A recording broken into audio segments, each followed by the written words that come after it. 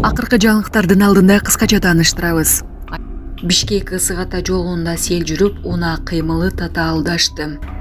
Тапанча менен ойноп жатканда бала апасын өлтүрүп алды. Орусияда шакек жутуп алган 3 жашар бала аман калды. Ушулар жана башка кабарлар. Видеого лайк басып, каналга каттала кетиңиздер. Тапанча менен ойноп жатканда бала апасын өлтүрүп алды. Бразилияда 2 жаштагы наристе кокустан өзүнүн апасын атып өлтүрдү. Окуя 27 жаштагы Дебора аттуу аял күйөөсү жана баласы менен үйүнүн коросунда эс алып жатканда болгон. Маалыматка ылайык, үстөлдүн үстүндө жаткан тапанчаны байкаган бала аны оюнчук деп ойлоп колуна алган.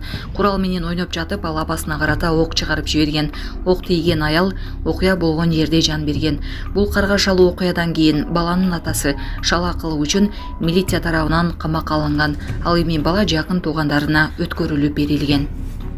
Жайылда жол кырсыгына кабылган унаа атайын жүктөлүп көчөлөр аркылуу айдалып өттү. Чүй облусунун Жайыл жана Панфилов райондорунда жол кырсыктарын алдын алуу иштери жүрүп жатат. Бул тууралуу облустук жол кыймылынын коопсуздугун көзөмөлдөө башкармалыгынын басма сөз кызматы билдирди. Маалыматка караганда, Жайыл райондук ички иштер бөлүмүнүн жол кыймылынын коопсуздугун камсыздоо бөлүмчөсүнүн кызматкерлери тарабынан жол кырсыктарын алдын алуу максатында эскертүү жүрүшү уюштурулду. Анда жол кырсыгына кабылган унаа атайын жүктөлүп, Жайыл районунун көчөлөрү аркылуу айдалып өттү. Ошондой эле иш-чара Панфилов районунда да өткөрүлдү.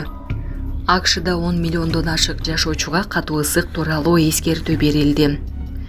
АКШнын Аризона жана Невада штаттарында жашаган 10 миллиондон ашык тургунга абдан катуу ысык аба ырайы тууралуу эскертүү берилди. Бул тууралуу чет элдик басылмалар жазышты. Ушул тапта аталган аймактарда экстремалдуу ысык аба ырайы өкүм сүрүп жатат. Жарандарга салкындаткач жабдуулар бар жайларда калууну, сыртка чыкпоону, көп суу ичүүнү сунушташууда синоптиктер. Кээ бир жерлерде абанын температурасы 48 градуска чейин жетиши мүмкүн деп айтылууда. Ал эми өлүм өрөөнү деп аталган улуттук парктын аймагында күндүн ысыктыгы андан да жогору болушу ыктымал. Ассаламу алейкум, урматтуу кыргыз элим. Мен Кубанычбек кызы Кымбат. Мындан алдында сиздерден жардам сурап кайрылган элем. Улум Мухаммад азыркы учурда 4 жашта. Мындан 3 жыл мурун жол кырсыгынан улам башынан оор жарат алып, баса албай калган.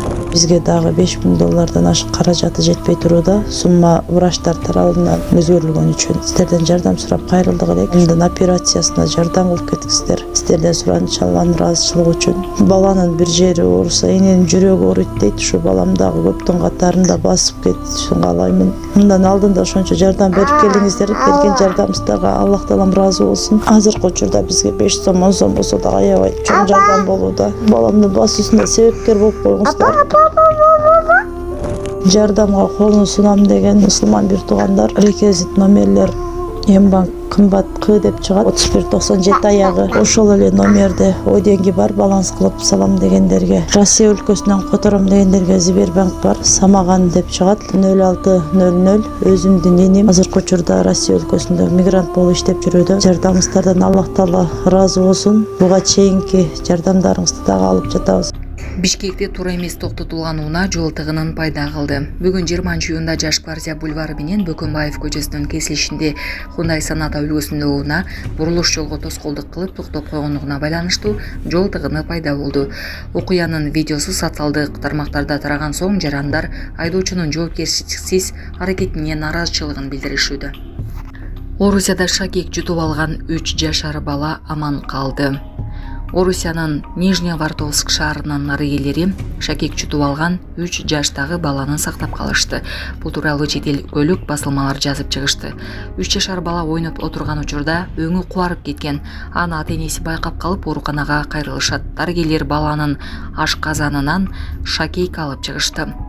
Шакек ичеги карындын былжыр челине жабышып, перитонитке алып келиши мүмкүн болгон. Эгерде шакекти алып чыга албаганыңызда экстремалдык чараларга, лапароскопияга, башкача айтканда хирургиялык кийлигүүшүнүн жардамы менен денесин кесип алып салууга туура келмек, деди балдар хирургу Ирина Фадеева.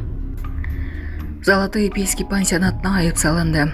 Ысык-Көл облусунун Бостер айылындагы Золотой Пески пансионатына экологиялык мыйзам бузуу үчүн 23 000 сом айып пул салынды. Бул тууралуу Жаратылыш ресурстары, экология жана техникалык көзөмөл министрлиги билдирди. Маалыматка ылайык 19-июнда Ысык-Көл жээгиндеги пансионаттарга экологиялык талаптардын сакталышы боюнча текшерүү жүргүзүлгөн. Анын жыйынтыгында аталган пансионат катуу тиричилик калдыктарын туура эмес жерге таштаганы аныкталган.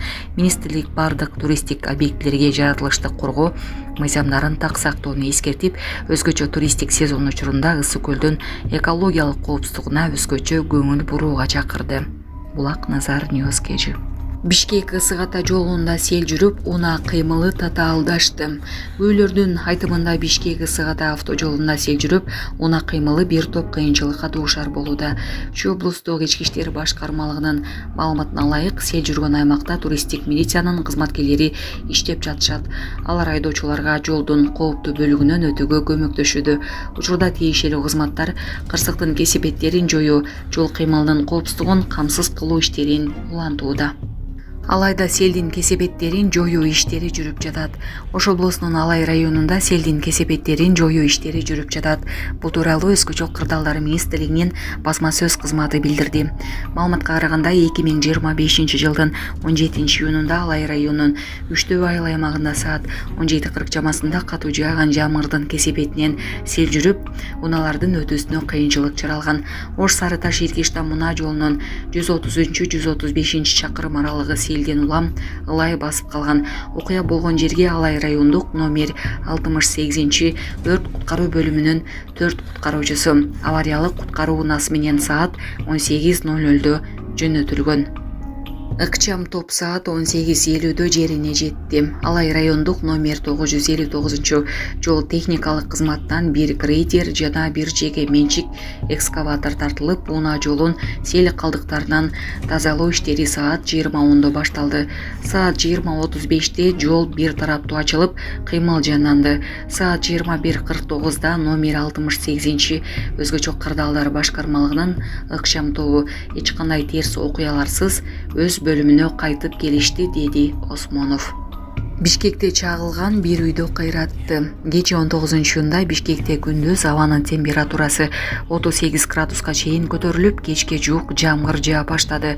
Катуу шамал жана күн күркүрөө болуп, Бишкекте бир үйгө чагылган түшкөн. Бул тууралуу жергиликтүү басылмалар жазышты. Маалым болгондой, окуя болгон жерде Өзгө чок кырдаалдар министрлигинин кызматкерлери иш алып барышты. Өзгө чок кырдаалдар министрлиги бул тууралуу расмий билдирүү бере элек. Жабыркагандар тууралуу да маалымат берилген жок.